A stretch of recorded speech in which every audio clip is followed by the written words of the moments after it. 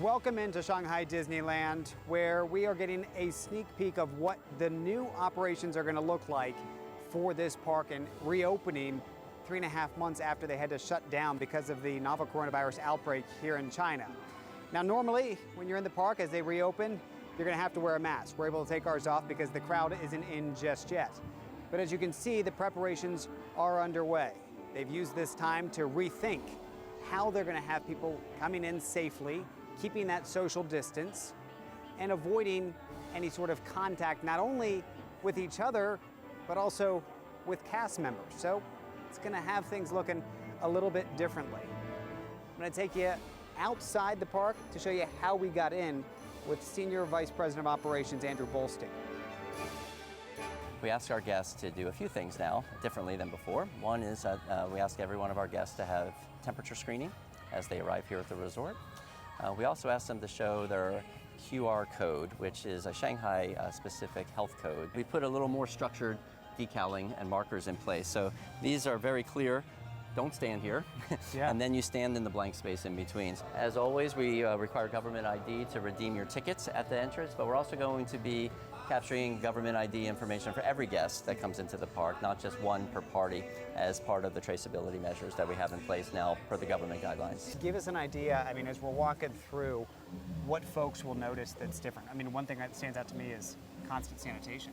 Yes, so we have a very dedicated team of custodial cleaners that we've even increased the numbers of those throughout the park that are constantly wiping down all the surfaces.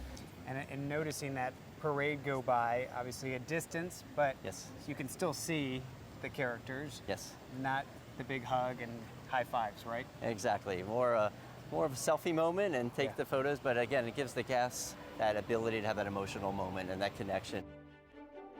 As you're walking along the line here, you'll notice the places you can stop and the places you need to keep a distance. And then eventually you make it to the attraction.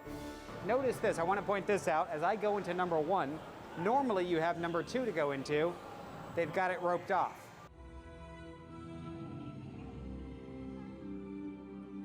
Stepping off the ride, the new normal. And they've got several more along the way out. Ask for the guest's understanding that for your health and safety, the table's unavailable. So basically we're asking the guests not to sit here, sit there, and again, it creates kind of that separation between all the different parties. Safe spacing even for the performances. This is one of the stages. Look here in the crowd. Pick a box. That's where you and your family unit will stand, keeping that distance.